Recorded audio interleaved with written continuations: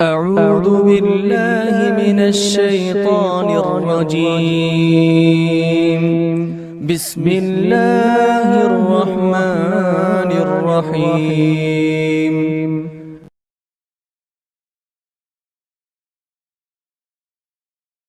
إن الحمد لله نحمده ونستعينه ونستغفره ونعوذ بالله من شرور أنفسنا وسيئات أعمالنا من يهده الله فلا مضل له ومن يضلل فلا هادي له أشهد أن لا إله إلا الله وحده لا شريك له وأشهد أن محمدا عبده ورسوله يا أيها الذين آمنوا اتقوا الله حق تقاته ولا تموتن إلا وأنتم مسلمون يا أيها الناس اتقوا ربكم الذي خلقكم من نفس واحدة وخلق منها زوجها وبث منهما رجالا كثيرا ونساء واتقوا الله الذي تساءلون به والأرحام إن الله كان عليكم رقيبا يا أيها الذين آمنوا اتقوا الله وقولوا قولا سديدا يصلح لكم أعمالكم ويغفر لكم ذنوبكم ومن يطيع الله ورسوله فقد فاز فوزا عظيما أما بعد فإن خير الحديث كتاب الله وخير الهدي هدي محمد صلى الله عليه وسلم وشر الأمور محدثاتها وكل محدثة بدعة وكل بدعة ضلالة وكل ضلالة في النار.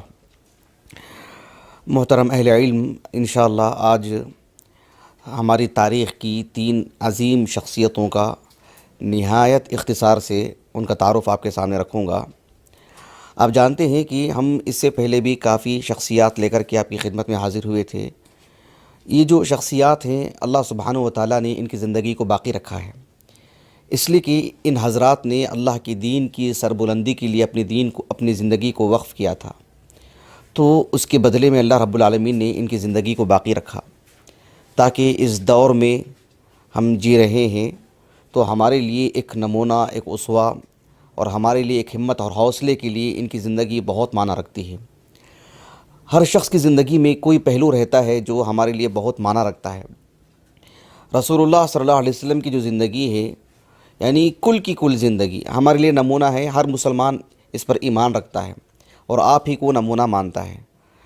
آپ علیہ السلام کے جو صحابہ ہیں، ہمارا یہ ایمان اور عقیدہ ہے کہ وہ معصوم عن الخطا نہیں ہیں رسول اللہ کی طرح صلی اللہ علیہ وسلم، لیکن وہ تربیت اللہ کے رسول سے حاصل کی ہے. اللہ سبحانہ و تعالیٰ نے ان کی عدالت بیان کی ہے.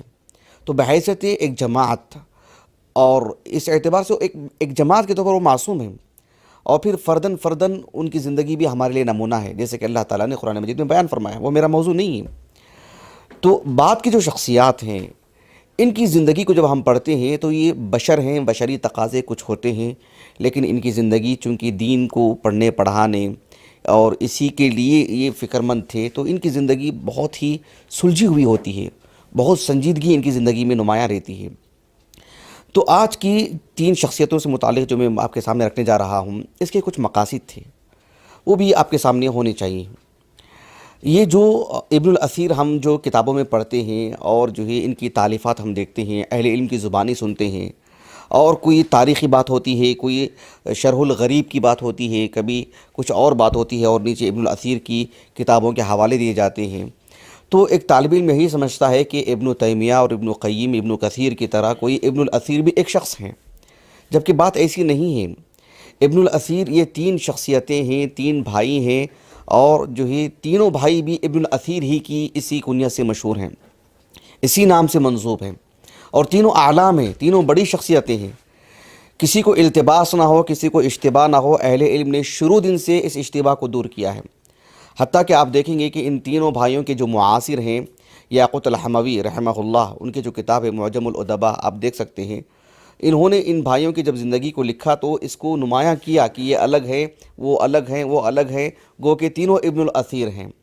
ان کے ایک اور معاصر ہیں ابن خلکان رحمہ اللہ، وفیۃ الاعیان میں مستقل طور پر نشاندہی کی ہے کہ یہ بھائی ابن الاثیر ہیں، لیکن ان کے اور بھائی بھی ابن الاثیر ہی سے مشہور ہیں. ان کے ایک اور بھائی بھی ہیں، وہ بھی ابن الاثیر سے مشہور ہیں، تاکہ طلبہ کو جو ہے التباس نہ ہو. تاج العروس جو کتاب ہے علامہ الزبیدی کی، انہوں نے بھی اس کو جو ہے اس اشتباہ کو دور کیا ہے. حالانکہ وہ لغت کی کتاب ہے، لیکن حمزہ سارہ اس مادے میں دیکھیں گے آپ کہ جو الاثیر اور ابن الاثیر، پھر اس ضمن میں ان 3 بھائیوں کا تذکرہ انہوں نے کر دیا ہے، یہ بتانے کے لیے کہ تینوں الگ الگ ہیں، 3 شخصیتیں ہیں. تو یہ مجھے آپ کے سامنے ذکر کرنا تھا. حافظ ابو عبداللہ الذہبی نے بھی تذکرۃ الحفاظ میں اس کی طرف اشارہ کیا ہے. تو یہ ایک طالب علم کے طور پر عیب کی بات ہے کہ ہم یعنی ابن الاثیر ایک شخص کو جانیں. اس کے کئی نقصانات بھی ہیں. بہت ممکن ہے ہم ایک سے استفادہ کر رہے ہیں اور ہم ان کو ذہن میں لائے بغیر دعائیں نہیں دے رہے ہیں. ان کے لیے دعا بھی دینا چاہیے. ان سے استفادہ کرتے ہیں تو فرق کو ملحوظ رکھنا چاہیے. تینوں کی جدا جدا جو ہے محنتیں ہیں اور تینوں اپنے میدان کی عظیم شخصیتیں ہیں. اس اشتباہ کو دور کرنا اور ان سے متعارف ہونا یہ ایک میرا مقصد تھا. ایک دوسرا مقصد یہ بھی ہے کہ ان تین شخصیتوں کے جو والد ہیں ان کی بھی بڑی عظیم خدمات ہیں. آپ دیکھیں گے تو دنگ رہ جائیں گے, سنیں گے تو حیران ہو جائیں گے آپ, کیونکہ یہ تینوں شخصیتیں ایسی ہیں جو اپنے اپنے میدان کی اپنی اپنی صلاحیتوں اور اپنے اپنے میدان سے متعلق انہوں نے ایسی کتابیں تالیف کی ہیں. امت ان کو مرجع مانتی ہے, امت استفادہ کرتی ہے. النہایہ فی غریب الحدیث قطعی نظر تینوں میں سے کس کی ہم بعد میں بتائیں گے, لیکن معروف کتاب ہے, سب جانتے ہیں. الکامل فی التاریخ کتنی واضح اور معروف کتاب ہے. جامع الاصول فی احادیث الرسول اگر آپ استفادے کی نیت سے جائیں گے اور پڑھیں گے تو آپ کو عام شروحات حدیث سے ہٹ کر کے بہت ساری نوادرات اس میں ملیں گے آپ کو. تو یہ اس قدر عظیم کتابیں ہیں, لیکن ہم جانتے نہیں ہیں کہ ان میں سے کون کس کتاب کا مؤلف ہے یا کون سی کتاب کس مؤلف کی تالیف کردہ ہے, یہ ہمیں نہیں معلوم ہے. جبکہ تینوں کبار ہیں, اعلام ہیں, بڑی شخصیتیں ہیں. ان کے جو والد ہیں یہ ان کا تعارف کرانا بھی میرا مقصود ہے. اور دیکھیے ہم ایک شخصیت کو لے کر کبھی 2 گھنٹے کا پروگرام کرتے ہیں, 3-4 شخصیتوں کے تذکرے ہوں گے اور نہایت اختصار کے ساتھ صرف آدھے گھنٹے کے اندر صرف ایک ذہن کھولنا مقصود ہے, ایک فکرہ دینا مقصود ہے مجھے آپ کو. ان کے جو والد محترم ہیں جو اثیر الدین, میں نے بارہا کہا ہے کہ جو ہے قدیم علماء میں آج سے تقریباً 400 سال پہلے تک بھی یہ چیز تھی. اس کے بعد جو ہے تقریباً امت میں یہ چیز فوت ہوتی جا رہی ہے, اور خیر القرون میں تو اس کا وجود ہی نہیں تھا. نیک فعل کے طور پر بچے کے نام سے آگے صلاح الدین, اثیر الدین, کمال الدین یا نور الدین اس جیسا جو ہے ایک لقب کے طور پر رکھتے تھے, ایک نیک فعل کے طور پر. کوئی اسی نام سے مشہور ہو جاتے, کوئی اپنے نام سے مشہور ہوتے وغیرہ. تو ان کے جو والد تھے, ان کے والد کا نام تھا محمد, نام ہی محمد تھا, محمد ابن عبد الکریم. ان کے والد کی کنیت تھی ابو الکرم, لیکن ان کے والد کا لقب تھا اثیر الدین. اسی وجہ سے ان کے تینوں بیٹے ابن الاثیر اسی اعتبار سے مشہور ہیں. محمد ابن عبد الکریم ابن عبد الواحد الشیبانی الجزری.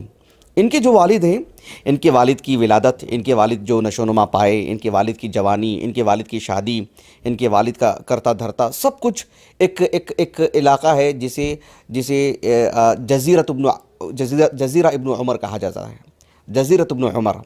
یہ جزیرۃ ابن عمر کیا ہے, پہلے اس کے بارے میں بھی آپ جان لیں تاکہ آپ کو سمجھنے میں آسانی ہوگی. آج کا جو ترکی ہے, ترکی بہت بڑا علاقہ ہے. ترکی کا جغرافیہ اگر آپ دیکھنا چاہیں تو مشکل ہو جائے گی آپ کے لیے, کیونکہ اس کا جو عرض ہے بہت ہے بنسبت طول کے, یعنی بہت پھیلا ہوا علاقہ ہے. جو ترکی جو ہے اس کا ایک کنارہ تو استنبول کی طرف اس طرف جا کے لگتا ہے. اپنی جغرافیہ اگر آپ سامنے رکھیں تب آپ کو بات سمجھ میں آئے گی. اس کا جو مشرقی حصہ آتا ہے, اس کا جو مشرقی حصے میں جو جنوب کا حصہ ہے وہاں آج کل وہ علاقہ آتا ہے جزیرہ ابن عمر. جو ملک شام کا جو شمالی حصہ ہے, شمالی جو سرحد ہے, اس کے سرے پہ جو ہے وہ علاقہ آپ کو نظر آ سکتا ہے. میں جغرافیہ اعتبار سے آپ کو بتا رہا ہوں یہ علاقہ. اس کو جو جزیرہ کہا جاتا ہے وہ اس وجہ سے کہ جو دجلہ جو دریا ہے وہ تقریباً ہلال کی شکل میں اس کو گھیرے ہوئے ہے, تو اسی وجہ سے اس کو جزیرہ کہا جاتا ہے. رہا مسئلہ جزیرہ ابن عمر کیوں کہا جاتا ہے, تو اس سلسلے میں جو ابن خلکان رحمہ اللہ ہیں, یہ بھی جو ہے 6ویں صدی ہجری کے ہیں. ان کا کہنا یہ ہے کہ جو ہے ابن عمر کون ہیں, کس کی طرف یہ نسبت تھے, تاریخی طور پر کافی جو ہے اختلاف ہے اس میں, یعنی ایک ہی نام نہیں. حالانکہ ابن خلکان کو ہم دیکھتے ہیں کہ وہ عبدالعزیز ابن عمر ایک صاحب کا نام رکھا ہے انہوں نے, عبدالعزیز ابن عمر ابن الخطاب التغلبی. یہ ایک قدیم شخص ہیں. جبکہ معجم الادباء میں یاقوت الحموی نے جو نام لکھا ہے وہ انہوں نے لکھا کہ الحسن ابن عمر ابن الخطاب, وہ نام انہوں نے لکھا ہے. جبکہ اگر آپ وکیپیڈیا میں جا کے جزیرہ ابن عمر ڈالیں گے آپ تو اس میں انہوں نے ایک اور بات لکھی ہے واقدی کے حوالے سے. عمر ابن محمد الواقدی, ان کے حوالے سے یہ بات انہوں نے لکھی ہے کہ ایک صاحب تھے جن کا نام تھا یعنی عبدالعزیز ابن عمر, وہ انہوں نے نام لکھا ہے. کہنا یہ چاہتا ہوں کہ کچھ مؤرخین نے اس کو 4 صدی ہجری کے نصف میں اس جزیرے کے وجود کی خبر دی ہے, جبکہ عمر ابن محمد الواقدی کا سن وفات تو 207 ہے. तीसरी सदी हिजरी के आगाज़ में है। कहाँ तीसरी सदी हिजरी का आगाज़, कहाँ चौथी सदी हिजरी का निसफ, 150 साल का फ़र्क आ रहा है। तो बहरहाल इसमें काफ़ी इख्तिलाफ है, यही ज़्यादा बेहतर है कि जज़ीरा इब्न उमर, वो कौन है रहने दें उसको, लेकिन इसी नाम से ये काफ़ी मशहूर है, जज़ीरा इब्न उमर। तो इस वजह से ये अपने नाम के साथ अल-जज़री लिखते हैं। इनके नाम के साथ जो निस्बत आती है अश-शैबानी, शैबाना एक जो है कबीले का एक ख़ानदान है जो यमनी ख़ानदान है। जो लोग रसूलुल्लाह सल्लल्लाहु अलैहि वसल्लम की बिअसत से पहले की तारीख़ पढ़ते हैं, अगर आप पढ़ेंगे तो आपको मालूम होगा, सद्द मआरिफ के बाद जो बड़ी तादाद में कबाइल कोच कर गए, यानी यमन से निकल कर के शिमाल चले गए, बहुत बड़ी तादाद, एक तादाद इराक़ चले गई, तो वहीं जो है जाकर के बसे। कुतुब सित्ता के रिजाल को पढ़ेंगे, उनके नामों के साथ जो निस्बतें लगी हुई रहती हैं वो उन इलाक़ों के नहीं हैं, उनके आबा व अजदाद सब यमन और जो है ओमान के रहे हैं, वो ख़ानदानी एतबार से मैं आपको बता रहा हूँ। तो इस वजह से इनके नाम के साथ जो निस्बत लगी रहती है शैबानी, वो आबा व अजदाद की तरफ निस्बत है, यमनी कबीला है, जबकि जो अल-जज़री है वो जज़ीरा इब्न उमर की वजह से। इनके जो वालिद हैं तकरीबन 556 हिजरी को इनके वालिद ने अपनी बीवी बच्चों के साथ, अपनी पूरी फैमिली के साथ, पूरे घराने के साथ, ये तकरीबन 3 दिन का सफ़र वहाँ से होता है जुनूब की तरफ आने के लिए। अल-मौसिल एक इलाक़ा है, अबू याला अल-मौसिली रहमहुल्लाह, मारूफ मुहद्दिस कबीर और बहुत ही अजीम शख्सियत अबू याला अल-मौसिली रहमहुल्लाह वहीं के हैं।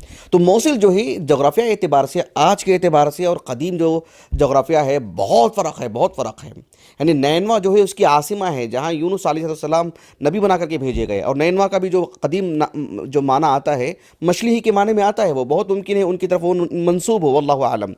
तो अल-मौसिल बहुत बड़ा इलाक़ा है, बल्कि पूरे इराक़ में यानी बगदाद के बाद निस्बत जो लोगों की शरह जो है आबादी के एतबार से सबसे ज़्यादा मौसिल ही में, बहुत बड़ा इलाक़ा है। मौसिल का नाम ही इसीलिए रखा गया है कि ये तुर्की को इराक़ का जो शिमाली हिस्सा है, शिमाली गरब, और मुल्क शाम का शिमाली शर्क़, और तुर्की का जो है शिमाली जो है मशरिक़ी जुनूब, समझ में आ रहा है आपको? तो वो एक मरकज़ी इलाक़ा है मौसिल। तो मौसिल के माने ही वसला के माने आते हैं पहुँचने की। मौसिल मौज़िउन के एतबार से, यानी वो इसमें ज़र्फ़ मकान है, वो ये बताने के लिए कि तिजारती एतबार से, समाजी एतबार से, बुयू के एतबार से और लोगों के आमद व रफ्त के एतबार से वो मौसिल है, सबके पहुँचने की जगह है वो, इसी वजह से उसका नाम पड़ा था अल-मौसिल। तो ये कदीम इलाक़ा है और बहुत ही मारूफ़ इलाक़ा है। तो इनके वालिद ने अपने पूरे घराने के साथ यहाँ पर आ गए थे। तकरीबन जो इनके जो बड़े भाई हैं, मैं आपके आगे बतलाऊँगा इंशाअल्लाह, वो एक कमोबेश एक 13-14 साल के थे, छोटे भाई भी तकरीबन 2-3 साल के थे, इसे काफ़ी कम उम्र के थे इनके भाई वगैरह सब। तो ये कोच करके वहाँ पर आ गए। इनके जो वालिद थे, धीरे धीरे इनके अंदर की जो सलाहियतें थी, इनकी वालिद की खुसूसियात मैं आपको बता रहा हूँ। एक तो इनके वालिद मोहतरम जो थे, यानी जो जज़ीरा इब्न उमर, वहाँ पर भी काफ़ी अच्छी शख्सियत माने जाते थे। मौसिल आने के बाद एक तो इनके अंदर की जो सलाहियतें थीं, इन सलाहियतों की वजह से वो नायब वज़ीर बनाए गए वहाँ के, पूरे मौसिल के, यानी सरकारी एतबार से, सियासी एतबार से एक ऊंची पहुँच, मुलूक का दौर, बादशाहत का दौर। ऐसे में बहुत ही बड़ा मनसब मिला इनको, आला दर्जे का मनसब मिला। सियासी एतबार से भी असर व रसूख, ज़ाती एतबार से बड़े अच्छे ताजिर थे, मंझे हुए ताजिर, और ताजिर होने की वजह से इनकी ज़मीनें कई थीं, इनके घर कई थे, इनके नौकर चाकर कई, सब कुछ एक अच्छी ज़िंदगी, तनाउम वाली ज़िंदगी, सियासी एतबार से भी अच्छी ज़िंदगी, तिजारत ताजिर होने की वजह से और वो मनसबदार होने की वजह से मालदार भी अच्छे हैं। और इस सब के बावजूद अल्लाह सुब्हानहू व तआला ने आपको बहुत ज़हीन व फ़तीन बनाया, आपको साहिब इल्म बनाया, आपको बहुत दीनदार थे आप। तो इन सब के बावजूद इन्होंने अपने बच्चों की, यानी एक अच्छे सियासी लीडर होने के बावजूद, एक अच्छे ताजिर होने के बावजूद, अपने बच्चों को हाफिज़ कुरान बनाना, अपने बच्चों को आलिम दीन बनाना, अपने बच्चों को ज़िंदगी दीन के लिए वक्फ़ कराने की का फ़िक्रा उनके दिल में डालना, उनकी तरबियत करना, रत्ती बराबर भी कमी आने नहीं दी। ये बहुत बड़ी बात है। हम मदारिस की ज़िंदगी से आते हैं, तकरीबन 80% तलबा जो है तकरीबन गरीब घराने के होते हैं, और एक 15% तलबा जो है मुतवस्सित घराने के होते हैं, 5% या उससे भी कम जो है मतलब हो सकते हैं जो एक अच्छे घराने के हों। तो उनमें से उनके लिए भी एक नमूना है, ये उनके लिए भी एक बेहतरीन बाप की हैसियत रखते हैं, क्योंकि ये सियासी एतबार से नायब वज़ीर थे अल-मौसिल के, और अच्छे खासे ताजिर भी। इन सब के साथ साथ अल्लाह सुब्हानहू व तआला ने आपको इतना दीनदार, इतना ज़हीन फ़तीन कि एक आयान में से थे अल-मौसिल के, اثریا میں سے تھے، اچھی اور چنندہ شخصیات میں سے تھے، اور اپنے بچوں کی تربیت میں رتی برابر بھی کمی آنے نہیں دی۔ اور الحمدللہ الموصل جو علاقہ تھا یہ ایک علمی جگہ، بڑے بڑے علماء، بڑے بڑے مدارس اور علماء کی آمد و رفت، علماء کا کوچ کر کے وہاں آنا، رحلات کے نام پر آنا، اس وجہ سے بھی وہ علمی اعتبار سے بھی کافی اچھی جگہ۔ تو اللہ سبحانہ و تعالیٰ نے ان کے گھرانے میں یعنی جو ان کو جو 3 بچے عطا فرمائے تھے، تینوں بھی امت مسلمہ کے لیے خیر اور برکت اور سعادت کا ذریعہ بن گئے ماشاءاللہ۔ تو یہ بھی ایک بات مجھے آپ کو بتانا تھا کہ ان کے والد محترم بھی کس قدر عظیم شخصیت ہیں۔ ان کے والد محترم کا انتقال کب ہوا، تلاش بسیار کے باوجود بھی میرے علم میں ایسی کوئی بات نہیں آ پائی ہے، لیکن ان کے والد محترم یعنی اس قدر لائق ہیں کہ بہت ممکن ہے کہ اللہ سبحانہ و تعالیٰ نے ان کی اس عظیم خدمت کی وجہ سے ان کے تینوں بچوں کی نسبت انہی کی طرف امت مسلمہ میں عام کروائی۔ یہ پہلا بیٹا بھی ابن الاثیر، دوسرا بھی ابن الاثیر اور تیسرا بھی ابن الاثیر، سب جو ہے اس عظیم باپ کی طرف منسوب ہیں۔ تو یہ ان کے جو 3 فرزندان ہیں ان کے بارے میں مختصراً نہایت اختصار کے ساتھ آپ حیران ہو جائیں گے کہ میں 5 منٹ میں جو ختم کر دوں گا ان کی زندگی سے متعلق، کیونکہ مجھے بتانا صرف یہ مقصود ہے کہ ایک عظیم باپ مشغولیات کے باوجود اللہ سبحانہ و تعالیٰ مجھے بھی اس کی سعادت نصیب فرمائے، ہمارے مشاہدین کو بھی، کہ جو ہے ہم کہیں نہ کہیں اپنی پیٹھ تھپک لیتے ہیں کہ جو ہے ہم اس قدر مصروف ہیں، لیکن ایک مثالی باپ تھے جو سرکاری طور پر بھی مصروف اور تجارتی اعتبار سے بھی مصروف، اور جو ہے بڑے لوگوں کے ہونے کی وجہ سے ان کی مہمان آنے جانے، ان کے رحلات سب کچھ ہونے کے باوجود اس قدر انہوں نے اپنے بچوں کی تربیت کی کہ وہ امت مسلمہ کے لیے ایک اعلام کی حیثیت اختیار کر گئے۔ یہ یقیناً جو ہے شکر اللہ سعیہ، اللہ تعالیٰ نے ان کی محنتوں کی قدر کی، اللہ تعالیٰ نے ان کی محنتوں کو قبول فرمایا، الحمدللہ، یہ بہت بڑی بات ہے۔ تو ان کے جو 3 فرزندان ہیں، سب سے جو بڑے ہیں عمر کے اعتبار سے وہ ہیں، دیکھیے میں پہلے آپ کو لقب بتاؤں گا، اس کے بعد ان کی کنیت بتاؤں گا، اس کے بعد ان کا نام بتاؤں گا۔ اشتباہ ہو جاتا ہے اور بہت مشکل ہو جاتی ہے اگر ہم جو ہے اس سے لگے نہیں رہیں گے، ایک مرتبہ درس کی حیثیت سے سنیں گے تو یہ نام جو ہے اچھی طریقے سے راسخ نہیں ہو پائیں گے سینے میں، اس کو بارہا دیکھنا پڑے گا۔ ان کے جو پہلے فرزند ہیں، لقب کے اعتبار سے ان کا لقب تھا مجد الدین، ان کی کنیت تھی ابو السعادات، اور ان کا نام تھا المبارک۔ المبارک ابن محمد ابن عبد الکریم ابن عبد الواحد الشیبانی الجزری۔ کافی مشکل ہوتی ہے آغاز میں جب آپ سنتے ہیں، صرف ایک سماع کی حیثیت سے اگر اس کو اختیار کرتے ہیں تو، ورنہ اگر تعلیمی اعتبار سے اور قدیم علماء کی طرح یکسوئی اور صبر کے ساتھ اس سے لگے رہیں گے تو پھر اچھی طرح واضح ہوگا۔ اسی لیے ہم اہل علم کو دیکھتے ہیں کہ قال ابن الاثیر ایسا بہت کم لکھتے ہیں، ایسے لکھتے ہیں قال ابو السعادات ابن الاثیر، قال ابو الحسن ابن الاثیر، ایسے ہی لکھتے ہیں، یہ فرق بتانے کے لیے۔ اگر النہایہ فی غریب الحدیث النہایۃ فی غریب الحدیث والاثر کا حوالہ دیتے ہیں تو ابن الاثیر لکھ دیں گے تو پھر بات کافی ہو جاتی ہے، لیکن جس کو فرق واضح نہیں ہوگا وہ کیا کرے گا، الکامل فی التاریخ اور النہایہ فی غریب الحدیث والاثر دونوں کو ضم کر دے گا، وہ دونوں میں خلط ملط کر لے گا، اور بہت بڑا عیب ہے ایک طالب علم کے لیے، یہ ایک بہت بڑا عیب ہے، یہ بالکل بھی نہیں ہونا چاہیے، اور یہ بے انصافی بھی ہے۔ اہل علم کے حقوق بھی کچھ ہوتے ہیں جو ادا کرنے ہوتے ہیں، ان میں سے یہ بھی ہے کہ ان کے نام، ان کے تالیفات اور جدا جدا کر کے فرق کر کے واضح کیا جائے۔ تو ابن الاثیر جو بڑے فرزند ہیں، ان کا نام ہے، ان کا لقب تھا مجد الدین، ابو السعادات ان کی کنیت ہے، اور ان کا نام ہے مبارک، المبارک ابن محمد ابن عبد الکریم ابن عبد الواحد الشیبانی الجزری۔ ان کا جو سن ولادت ہے وہ 544 ہجری ہے، یعنی 6ویں صدی ہجری کی تقریباً وسط میں ان کی ولادت ہوئی ہے، اور 606 ہجری ان کا سن وفات ہے۔ اللہ سبحانہ و تعالیٰ نے بہت غضب کی صلاحیتیں آپ کو عطا فرمائی تھیں۔ میں نے جیسے کہ کہا کہ ان کے والد محترم نے کوئی کسر نہیں چھوڑی ہے، تینوں بچوں کو حافظ قرآن بنائے، تینوں بچوں کو عالم دین بنائے، اچھے علماء کی صحبت میں رکھے، اچھے مدارس کا انتخاب فرمائے۔ ایسے مجھے کہیں بھی خبر نہیں ملی ہے کہ ان کے والد محترم خود بیٹھ کر کے ان کو پڑھائے ہوں۔ ان کے والد اس قدر بڑے عالم دین تو نہیں تھے، لیکن اپنے بچوں کی تربیت میں، اپنے بچوں کی تعلیم میں اچھے اساتذہ کے انتخاب نے اور اچھی درسگاہ کے انتخاب نے ان کے والد نے کوئی چوک، ان کے والد سے باذن اللہ تعالیٰ کوئی چوک نہیں ہوئی ہے۔ یہی نتیجہ ہے جو اب آج ہم دیکھ رہے ہیں۔ تو ان کے جو بڑے جو فرزند تھے، مجد الدین ابو السعادات المبارک ابن محمد الجزری شیبانی رحمہ اللہ، اللہ سبحانہ و تعالیٰ نے آپ کو کافی صلاحیت عطا فرمائی۔ علم حدیث کی طرف میلان زیادہ تھا، علم حدیث سے شغف زیادہ تھا، اور اس میں درک اللہ تعالیٰ نے آپ کو عطا فرمایا، اور جو ہے امت مسلمہ کے مشہور محدثین میں آپ کا شمار ہوتا ہے۔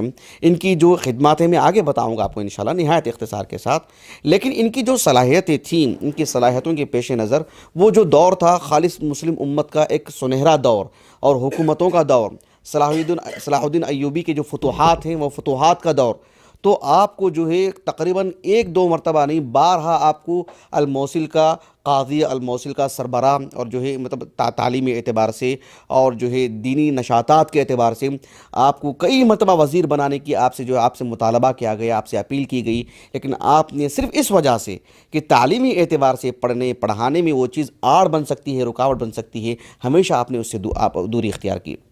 مجھے یاد آ رہا ہے ابن خلدون رحمہ اللہ کی جو مقدمہ ہے بہت ہی مطلب یعنی شاندار ہے ماشاءاللہ، اہل علم بہت جو ہے مطلب لپک کر لیتے ہیں اس کو، اور جو ہے اس کے اصول اور ضابطہ جو انہوں نے بیان کیا انہوں نے ماشاءاللہ تاریخ کے بہت ہی ٹھوس، اس میں انہوں نے ایک بات یہ بھی لکھی ہے، مجھے بالضبط یاد نہیں آ رہا کہ کس فصل کے تحت انہوں نے وہ بات لکھی ہے، نہیں نمبر وار کی بات کر رہا ہوں میں، 60 63 وغیرہ، میرے پاس حوالہ جات لکھا ہوا ہے وہ، اس میں وہ تقریباً میں نے اس کو جو اپنے بچوں کی تعلیم کا آغاز حفظ قرآن سے کروائیں، ایک مرتبہ جو محاضرہ دیا تھا اس وقت میں نے اس کو پڑھا تھا، مطلب اس فصل کو، تو وہ بات میں آپ کے سامنے رکھ رہا ہوں۔ تو اس میں انہوں نے یہ بات لکھی ہے کہ اہل علم شروع دن سے سیاست سے دور ہی رہے ہیں، سربراہی سے دور ہی رہے ہیں۔ سربراہی سے مراد امت مسلمہ کے سربراہی اہل علم نے ہی کی ہیں، لیکن ایک منصبدار کے طور پر ہمیشہ سے اہل علم نے اسی دوری اختیار کی ہیں، اور اس کی وجوہات بھی بہت اچھے بتائے ہیں۔ وہ آپ کے ہمارے بھائی کا جو مقالہ ہے مغل دور سے متعلق بھی، اس میں بھی مولانا علاء الدین ندوی نے ایک بات لکھی ہے کہ جو ہے اہل علم سیاست سے ہمیشہ دور رہے ہیں، یعنی جو انہوں نے مغل دور کے علماء کی جو انہوں نے فہرست گنوائی ہے اس میں انہوں نے بتائے ہیں کہ اہل علم کا سیاست سے کتنا تعلق رہا ہے، بادشاہوں کے قریب کتنے رہے ہیں، اور کون کون جو سیاست میں ان کا حصہ رہا ہے، اس میں انہوں نے تمہیدی طور پر یہ بات لکھی ہے کہ بات مشہور ہے کہ اہل علم اس سلسلے میں ہمیشہ سے دوری اختیار کی ہے، یعنی سیاست میں ان کا کوئی خاص رول نہیں رہا ہے۔ کیوں؟ اس کی کئی وجوہات ہیں، وہ ہمارا موضوع نہیں ہے، آپ اس کی طرف رجوع کریں، لیکن یہ ایک بات ہے۔ تو آپ سے بھی کافی مطالبہ کیا گیا، لیکن آپ ہمیشہ اس سے دور ہی رہے۔ اللہ سبحانہ و تعالیٰ کی حکمت ہے، اور جو ہے ہم اللہ تعالیٰ کی حکمت سے راضی ہیں۔ آپ کو ایک مرض آیا، آپ کے اپنے ایک وہ اس کو جو ہے قدیم زمانے میں عربی میں النقرس کہا جاتا ہے اس کو۔ میں نے حافظ ابن القیم رحمہ اللہ کی طب نبوی میں بھی میں نے دیکھا اس لفظ کو النقرس، نون کے کسرے کے ساتھ، نون مشدد ہے، النقرس، قاف جو ہے ساکن ہے، النقرس میں نے دیکھا اس کو، اور جو ہے وہ انگریزی میں اس مرض کو کیا کہا جاتا ہے مجھے نہیں معلوم، لیکن JOUT وہ جو ہے اس کے حروف تھے، اس کا تلفظ کیسے ہوگا میں نہیں کہہ پا رہا ہوں، کیونکہ اس میں صرف حروف لکھے ہوئے تھے، اس کا تلفظ کیسے پڑھیں گے مجھے نہیں معلوم ہے۔ تو یہ اس مرض ہے، اس کو داء المفاصل کہتے ہیں عربی زبان میں، یعنی جوائنٹ پین ایسے کچھ کہہ سکتے ہیں، جو مفاصل جو ہوتے ہیں، جوڑ جو ہوتے ہیں، ان میں ایک طرح کا درد شروع ہوتا ہے۔ وہ درد کس اعتبار سے ہوتا ہے؟ جو جوڑوں میں جو ہڈیاں جو ہوتی ہیں وہ دھیرے دھیرے الگ ہو جاتی ہیں، جدا ہو جاتی ہیں، اور ہڈیاں اندر سے گھسنے لگتی ہیں، اور اس میں سے تھوڑا سا جو بالکل پاؤڈر جیسے ہو جاتی ہیں وہ ہڈیاں اندر ہی سے، اور پھر اس کی وجہ سے اس کا جو مادہ ہوتا ہے وہ ہڈیوں سے نکل کر کے پھر جو ہے گوشت میں پیوست ہو جاتا ہے، پھر پھوڑے شروع ہو جاتے ہیں، آدمی چل نہیں پاتا ہے، نسأل اللہ السلامہ، ہم فوٹو دیکھ کر کے برداشت نہیں کر سکتے۔ تو یہ عارضہ آپ کو لاحق ہوا مجد الدین ابن اثیر الجزری رحمہ اللہ کو، جس کی وجہ سے آپ بستر کے ہو کے رہ گئے۔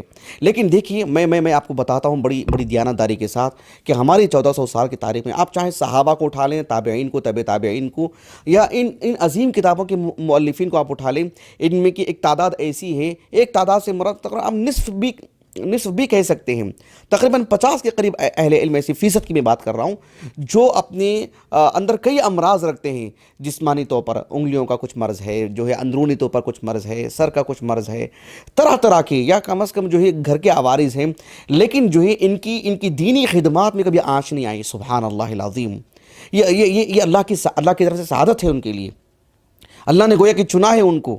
یہ سب کچھ ہونے کے باوجود بھی اللہ کو یہ طے تھا کہ ان سے کام کروائیں، اور ان سے کام ہوئے۔ جامع الاصول فی احادیث الرسول، آپ کتاب دیکھیے، آپ سبحان اللہ حیبت طاری ہو جاتی ہے۔ آپ ان کے النہا فی غریب الحدیث والاثر کے اندر جو شمولیت، جو جامعیت، جو استیعاب آپ نے کیا ہے، آپ دیکھیں کتنے الفاظ ہیں، یہ سب انہی امراض کے دنوں میں انہوں نے کیا ہے۔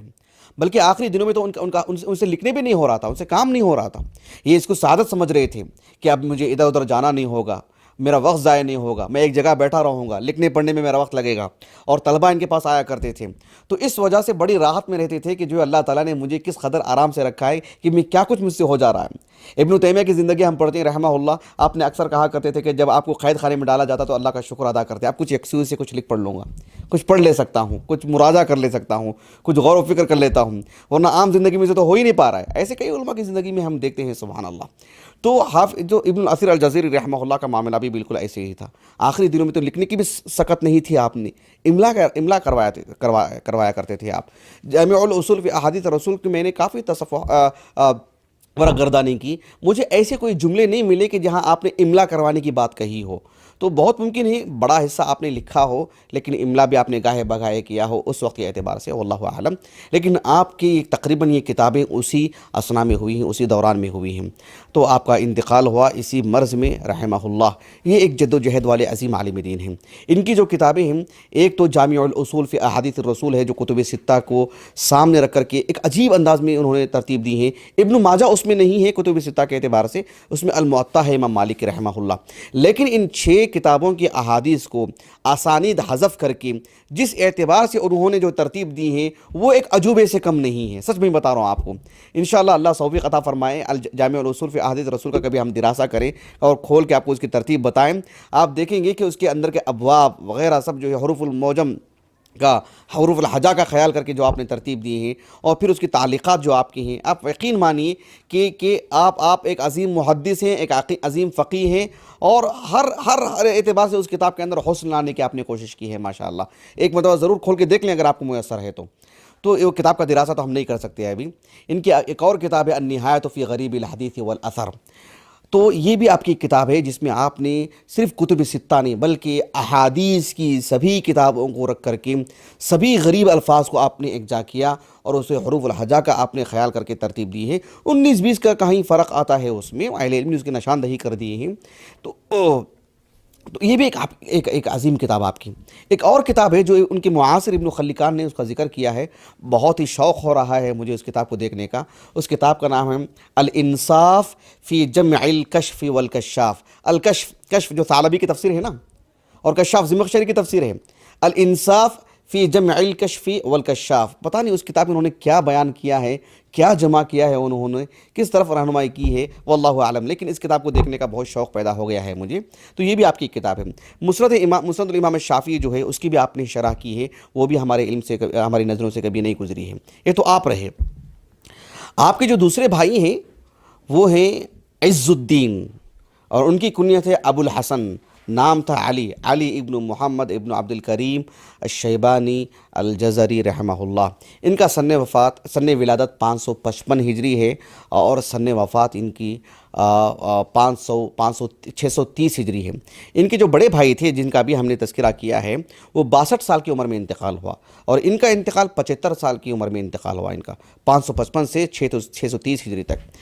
اللہ سبحانہ و تعالیٰ کے توفیق سے آپ بھی بچپن میں حافظ ہوئے, اور جو ہے بچپن سے آپ کے اندر دیگر علماء کی طرح رحلات, یہ ملک شام میں دمشق اور جو ہے بغداد وغیرہ بارہا گئے علم کے حصول کے لیے, پڑھنے کے لیے. اور اللہ سبحانہ و تعالیٰ نے فطری طور پر آپ کے اندر حدیث کو پڑھنے پڑھانے, اور خاص کر تاریخ صحابہ کی زندگی کو ہر پہلو سے خصوصیت کے ساتھ عرب کی تاریخ ان کا نسب نامہ جغرافیہ اعتبار سے, اس میں آپ کو بڑی مہارت تھی ماشاءاللہ. اور جس دور میں یہ جی رہے تھے وہ صلاح الدین ایوبی کے ان فتوحات کا دور ہے, جو جب بیت المقدس فتح ہوا اس میں بحیثیت غازی بھی آپ شریک تھے. تو آپ اس اعتبار سے جو آپ کے اندر فطری طور پر تاریخ سے دلچسپی تھی, تو صلاح الدین ایوبی کی تاریخ قریب سے آپ نے دیکھا, یعنی مطلب آغاز سے لے کر انتہا تک. اور جو ہے مسلم امہ میں اس وقت 1 سے 4 حکومتیں چل رہی تھیں, سارے حکومتوں پر آپ کی نظر تھی, اور حکومتیں آغاز کہاں سے ہوئی, تو کون سی حکومتیں ختم ہوئی, کہاں سے تانے بانے جڑے ہیں, اور عمومی طور پر عباسی حکومت بھی تھی اس وقت. تو سبھی پر آپ کی نظر تھی, اور آپ نے کافی گہرا دراسہ کیا ماشاءاللہ, اور آپ کی دلچسپیاں کافی بڑھ گئیں آپ کی اس میں. آپ کی صلاحیتوں کا اندازہ لگائیے کہ ایک تو ان کے والد صاحب تھے, ان کے والد صاحب کی وجہ سے بھی کافی اثر و رسوخ رہا ان کا, یعنی بہت جلد یہ بہت دور تک پہنچ چکے تھے باذن اللہ تعالیٰ. تو ان کے والد محترم کی ان تعلقات اور اثر و رسوخ کی وجہ سے آپ بھی جو صلاح الدین ایوبی ہیں, اور ان کا جو خانوادہ ہے, اور ان کی جو حکومت کا جو دیوان ہے, اس میں بھی بہت ہی قریب میں رہا کرتے تھے, اور اس کا ایک حصہ تھے آپ, یعنی تاریخی اعتبار سے میں آپ کو بتا رہا ہوں. تو اللہ سبحانہ و تعالیٰ نے یہ میلاد آپ کے اندر رکھا تھا, اور آپ کی خدمات بھی اسی جانب ہیں. بلکہ صلاح الدین ایوبی ان کی جو فرزند ہیں جن کا نام تھا افضل, اور صلاح الدین ایوبی خود بادشاہ, آپ کو ایک سے کئی مرتبہ کبھی بغداد اور کبھی جو ہے دیگر علاقوں کو، یعنی بادشاہوں کی جو مراسلت ہوتی تھی اس کے لیے ایک سفیر کے طور پر بھیجا جاتا تھا آپ کو، یعنی ایک صاحب علم تھے آپ، ایک بڑے گھرانے کے تھے آپ، آنکھ میں آنکھ ڈالنے کی گفتگو تھی آپ کی، صاحب رائے تھے آپ، حسن گفتگو آپ کے اندر موجود تھی، تاریخی اعتبار سے تجزیہ اچھا کرتے تھے آپ، تو اس وجہ سے آپ کی اچھی پہچان تھی اور آپ کی خدمات لی گئی ماشاءاللہ، اور یہ بہت بڑی بات ہے۔ اگر آپ کی کتابیں اٹھا کے دیکھیں گے تو آپ کی کتابیں اسی اہمیت کے حامل ہیں۔ ایک مثال میں آپ کو دیتا ہوں، جیسے کہ میں نے کہا کہ آپ کی کتابوں کا دراسہ کرنا وہ ہماری ذمہ داری نہیں ہے اور نہ ہی آج کا وہ موضوع ہے ہمارا، لیکن ایک چھوٹی سی مثال دیتا ہوں میں آپ کو سمجھانے کے لیے کہ الکامل فی التاریخ، ان کی جو تاریخی کتابیں کس قدر اہمیت کے حامل ہیں۔ آپ دیکھیں کہ امام طبری رحمہ اللہ کی جو تاریخ کی کتاب تاریخ الامم والملوک جو کتاب ہے امام طبری رحمہ اللہ کی، یعنی وہ ایک بہت بڑا مصدر ہے تاریخ کا، بہت بڑا مصدر ہے اور بہت اچھا مصدر ہے، بہت عمدہ مصدر ہے، اور اہل علم جو ہے اس سے بہت زیادہ استفادہ کی ہیں۔ لیکن دیکھیں آپ 303 ہجری کے بعد غالباً ابن جریر طبری رحمہ اللہ نے اس کے بعد تاریخ اعتبار سے نہیں لکھا ہے، 311 ہجری میں انتقال ہو گیا آپ کا، لیکن اس کے بعد سے لے کر کے جب آپ کی ولادت ہوئی، ابن الاثیر الجزری، کون سے؟ ان کی بات کر رہا ہوں میں، ابو الحسن کی بات کر رہا ہوں، تو تقریباً 300 سال کا جو پیریڈ ہے اس اعتبار سے کوئی ٹھوس معروف بڑی علمی تاریخی کتاب ہمارے پاس نہیں ہے۔ تاریخی کتابیں ہیں چھوٹی موٹی اور مختلف اعتبار سے ہیں، لیکن مستقل ایک ابن جریر طبری کے انداز میں اس قدر وسعت کے ساتھ ایک بڑی تاریخی کتاب یہ ماخذ ہے اس کا، الکامل فی التاریخ۔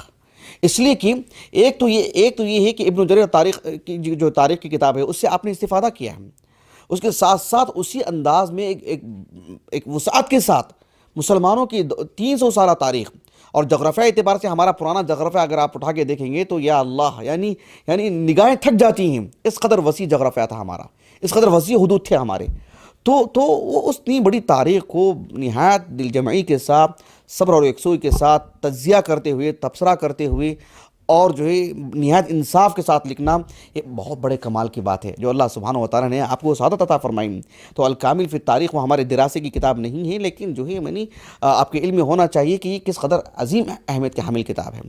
اور اسی طرح سے آپ نے صلاح الدین ایوبی کی تاریخ پر بھی کتاب لکھی ہے آپ نے، لیکن یہ تاریخ کی جو کتابیں آپ کی نہایت اہمیت کے حامل ہیں، اور ان کی ایک اور کتاب ہے اسد الغابہ فی معرفت الصحابہ، صحابہ کی سیرت سے متعلق، گو کہ اس سے پہلے بھی کافی کتابیں ہمارے پاس ہیں، معرفت الصحابہ ہے ابو نعیم کی، الاستیعاب ہے ابن عبد البر کی رحمہ اللہ اجمعین، دیگر بھی بہت ساری کتابیں ہیں، الاصابہ کا مقدمہ پڑھ کے دیکھ لے سکتے ہیں، لیکن یہ جو کتاب ہے اسد الغابہ فی معرفت الصحابہ، یہ بھی آپ کی زندگی میں آپ کی زندگی سے متعلق بتلاتی ہے کہ آپ کو عرب کا نسب نامہ اور جو صحابہ کے نسب ناموں میں جو آپ دیکھیں گے کوئی ماں سے الگ نسب نامہ ہے، باپ سے الگ نسب نامہ ہے، ایک انسان کا نسب نامہ بتایا جاتا ہے تو باپ ہی کی طرف سے بتایا جاتا ہے، لیکن ضمناً ان کی ماں کا جو ہے نسب نامہ کہاں والد سے ملتا ہے، یہاں کہاں کس عرب کی کس قبیلے سے جا کے ملتا ہے، جو اہل علم بتاتے ہیں، یعنی ایک طرح سے خشک موضوع نظر آتا ہے ظاہر میں، اسی لیے آپ کی نسب نامے سے جو دلچسپیاں آپ کے رہی ہیں، حافظ السمعانی رحمہ اللہ کی جو الانساب ہے، اللباب فی تہذیب الانساب، یہ بھی آپ کی کتاب ہے، متداول ہے، مطبوع ہے،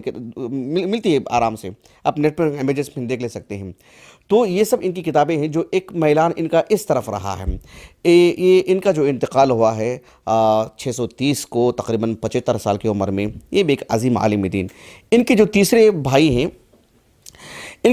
بھائی ہیں وہ یعنی ان کا جو لقب ہے وہ ضیاء الدین، اور ان کی جو کنیت ہے ابو الفتح، اور ان کا جو نام تھا نصر اللہ ابن محمد ابن عبد الکریم ابن عبد الواحد الجزری الشیبانی۔ ان کا جو سن ولادت ہے 558 ہے ان کا، اور سن وفات 637 ہے، 79 سال 70 پر 9 سال کی عمر میں آپ کا انتقال ہوا۔ اللہ سبحانہ و تعالیٰ نے، حالانکہ دیکھیے تینوں جو بھائی ہیں حافظ قرآن ہیں، دینی علم بھی تینوں رکھتے تھے، لیکن فطری طور پر اللہ سبحانہ و تعالیٰ نے ان کا جو میلان جو تھا ان کا ادبی طور پر، ادبی کتابیں پڑھنا، یعنی نثر میں ہو یا اشعار میں ہو، اشعار تو ان کو اتنے زیادہ یاد تھے کہ جو ہے یہ خود کہتے ہیں کہ یعنی میں نے قدیم و جدید شعراء کے اتنے اشعار یاد کیے ہیں کہ لا احصیہ کثرہ، ایسے انہوں نے کہا کہ اس کی کتنی کثرت ہے خود مجھے اس کا علم نہیں ہے، میں اسے شمار نہیں کر سکتا ہوں۔ اس قدر جو ہے آپ کو ادب سے دلچسپی تھی، اور انہی ادب سے دلچسپی کی وجہ سے لکھنے کا جو انداز ہے. آپ کو معلوم ہے بازار میں کچھ ایسے بھی کتاب ملتے ہیں کہ آپ جو ہے مطلب اپنے مدرسے کے پرنسپل کو کیسے خط لکھتے ہیں, کیسے درخواست لکھتے ہیں, والد کو کیسے درخواست لکھتے ہیں, دوست کو کیسے لکھتے ہیں, بیوی کو کیسے لکھتے ہیں, کسی ملک کے سربراہ کو کیسے لکھتے ہیں, چھوٹوں کو کیسے لکھتے ہیں, فلاں کو ایک ترتیب بنی ہوئی ہے. تو وہ ملکہ تھا ان کے اندر, یعنی لکھنے کی مہارت, جملے کی بندش اور تراکیب کا حسن, یہ ان کے اندر تھا ماشاء اللہ. تو اسی وجہ سے بادشاہوں کے نام جب خط لکھتے تھے, امراء کے جب نام خط لکھتے تھے, تو آپ ہی کی مدد لی جاتی تھی, آپ ہی سے لکھوایا جاتا تھا, فکرہ انہی کا ہوتا تھا, جملے کی بندش ان کی ہوتی تھی, تراکیب ان کی ہوتی تھی. تو وہ بہت جان ڈال دیتے تھیں اور بہت اثر انگیز ہوتی تھیں ان کی عبارتیں. تو وہ اس اعتبار سے زیادہ شہرت ہوئی آپ کی. اور جو صلاح الدین ایوبی ہیں رحمہ اللہ, دیکھیں ضمناً ایک بات میں بتا دیتا ہوں آپ کو, میں کہیں بھول نہ جاؤں, اور اچانک میرے ذہن میں بات آئی ہے کہ چاہے ابن الاثیر الجزری ہوں, چاہے ابن الاثیر الجزری ہوں, یعنی تینوں بھی, ابو السعادات ہوں, ابو الحسن ہوں, یا جو ہے یعنی تیسرے کون ہیں, ابو الفتح ہوں, تینوں بھی یعنی ان کے اندر اشعریت تھی, اشعریت سے متاثر ہوئے بغیر نہیں رہ پائے. اگر آپ نہایہ فی غریب الحدیث والاثر, میرا موضوع نہیں ہے, انشاءاللہ مجھے بعد میں بتائیں, میں آپ کو نشاندہی کروں گا کہ جو ہے مطلب اشعریت سے متاثر ہوئے بغیر نہیں رہ پائے. بلکہ اچانک زبان پہ صلاح الدین ایوبی کا نام آیا تو میں نے ضمناً کہہ دے رہا ہوں آپ سے کہ اشعریت کو جو فروغ ملا, اشعریت کو جو بڑھاوا ملا, اشعریت سے جو لوگ قریب ہوئے یا اس سے متاثر ہوئے, اس کا ایک ماحول بنانے میں بڑا ہاتھ جو صلاح الدین ایوبی رحمہ اللہ کا رہا ہے. کیونکہ وہ جو بادشاہ تھے وہ اشعریوں سے متاثر تھے, اور الناس علی دین ملوکہم, لوگ اپنے بادشاہوں کے دین ہی پر رہتے ہیں, تو یہ اسی فکرہ کو عام کیا انہوں نے. ایک مخلص بادشاہ, ایک مسلمان بادشاہ, مسلمانوں کا درد رکھنے والے بادشاہ, لیکن آپ کو ملی وہ چیزیں, سمجھ رہے ہیں آپ. دیکھیے کبھی کسی کو فضل مل جاتا ہے, اب ملک سلمان کو لے لیں, ان کے والد, ان کے بڑے بھائی ملک عبداللہ کو لے لیں, ملک فہد کو لے لیں, یا جو ہے ملک عبدالعزیز کو لے لیں, اللہ سبحانہ. اب دیکھیں ملک عبدالعزیز رحمہ اللہ تو ایک سلفی بادشاہ تھے, لیکن ان کے جو فرزندان ہیں, جتنے بھی ملوک اور بادشاہ ہیں, اللہ سبحانہ وتعالیٰ جو باحیات ہیں انہیں صحت و عافیت سے رکھے, اللہ تعالیٰ ان سے دینی خدمات لیتا رہے.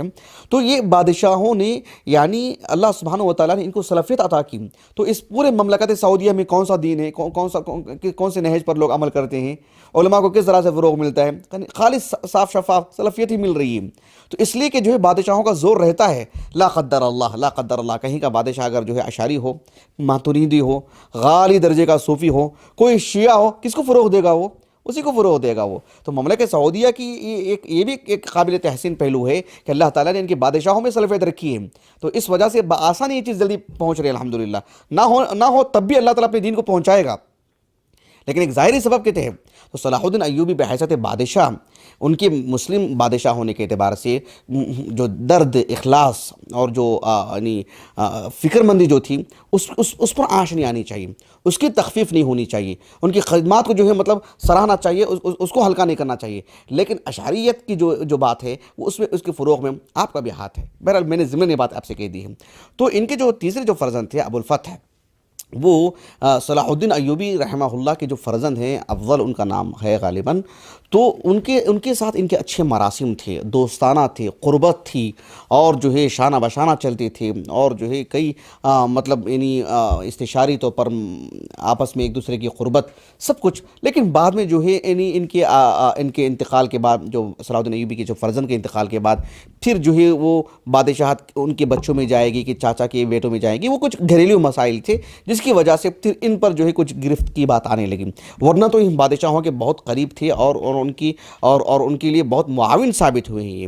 ان کی جو کتابیں ہیں واللہ عالم, یعنی میں نے تو کبھی دیکھا نہیں, لیکن جو ہے امیجز میں آپ دیکھ سکتے ہیں. ان کی ایک کتاب جسے حافظ ابو عبداللہ الذہبی نے ذکر کیا ہے تذکرۃ الحفاظ میں, فرق کرنے کے لیے بس, کہ ان کی کتاب ہے کہ المثل السائر لکاتب الشاعر للکاتب والشاعر, ایسی ان کی کتاب ہے. لیکن میں نے کبھی پڑھا نہیں, کبھی دیکھا بھی نہیں ہے. امیجز میں ایک فوٹو دیکھا تھا بس. لیکن حافظ ابو عبداللہ الذہبی نے ان کی اس کتاب کا ذکر کیا ہے. مجھے اب تک کتاب کے بارے میں کوئی علم نہیں ہے. اپنی بات کو ختم کرنے سے پہلے میں کچھ اشعار سنا دیتا ہوں. 3 اشعار ہیں جو یعنی جو مرتضی الزبیدی ہیں, انہوں نے نقل کیا ہے اثرہ کے مادے میں, حمزہ ثارہ, اس مادے میں ابن الاثیر الجزری رحمہ اللہ سے متعلق. مرتضیٰ زبیدی نے کسی کا نقل کیا ہے کہ ان تین بھائیوں سے متعلق، یہ تینوں بھی ابن الاثیر ہیں، تو تینوں بھی ابن الاثیر کی شخصیتوں کو ایک قصیدے میں تین شعر ہیں، آپ ملاحظہ کریں. کہتے ہیں کہ وَبَنُو الْأَثِيرِ ثَلَاثَةٌ وَبَنُو الْأَثِيرِ ثَلَاثَةٌ قَدْ حَازَ كُلٌّ مُفْتَخَرٌ فَمُؤَرِّخٌ جَمَعَ الْعُلُومَ وَآخَرُ وَلِيَ الْوَزَرَ وَمُحَدِّثٌ كَتَبَ الْحَدِيثَ النِّهَايَةَ فِي الْأَثَرِ. یہ جو ہے تین بھائیوں سے متعلق ایک شعر تھا، تو ذرا اس میں مناسبت تھی تو میں نے آپ کو سنا دیا ہے. خلاصہ کلام یہ ہے کہ مجھے دو باتیں بیان کرنی تھیں آج کے اس محاضرے میں. ایک، اس قدر تین عظیم بھائیوں کی جو عظیم خدمات ہیں، ان کی شہرت ہے، ان کا مقام ہے، امت ان سے مستفید ہوتی ہے. ایک عظیم باپ کی خدمت کام کرتی ہے، جبکہ وہ ایک عظیم باپ جو سرکاری طور پر منصبدار اور بہت بڑا تاجر، اس کے باوجود بھی ان کی مشغولیات سب اپنی جگہ پر، لیکن دینی دلچسپیوں میں کبھی کمی نہیں آئی. ایک نہیں، تین بچوں کے پیچھے خدمات آپ کی بہت معنی رکھتی ہے. اور ایک چیز یہ تھی، دوسری چیز یہ تھی ہمارے محاضرے سے متعلق، وہ یہ کہ ابن الاثیر یہ تین الگ الگ ہیں. ہم جس علمی دنیا میں ہم زندگی گزار رہے ہیں، اس میں سب سے زیادہ ہم جن سے مستفید ہوتے ہیں وہ ابن الاثیر بڑے بھائی اور ابن الاثیر دوسرے بھائی ہیں. بڑے بھائی کی جو کتاب ہے، بڑے فرزند کی، وہ النہایہ فی غریب الحدیث والاثر سب سے زیادہ ہاتھ آتی ہے. اور دوسری کتاب جو الکامل فی التاریخ اور اسد الغابہ، یہ دوسرے بھائی کی ہیں، یہ سب سے زیادہ ہاتھ آتی ہیں. جامع العصور فی احادیث الرسول، استفادے کا اگر طریقہ معلوم ہو جائے، اس میں جو مفید باتیں ہیں، کب جانا چاہیے وہ معلوم ہو جائے، تو پھر وہ کتاب بھی بہت مفید نظر آئے گی. واللہ اعلم. ہم اپنی بات کو ختم کرتے ہیں. اللہ تعالیٰ سے دعا ہے کہ اللہ تعالیٰ ہمیں ایک اچھے طالب علم، ایک اچھے عالم دین کی حیثیت سے ہمیں بنائے. اللہ تعالیٰ ہمیں اس کے دین کی خدمت کرنے والا بنائیں، اور اللہ تعالیٰ ہماری ان خدمات کو قبول فرمائیں. سبحانک اللہم و بحمدک، اشہد ان لا الہ الا انت، استغفرک و اتوب الیک.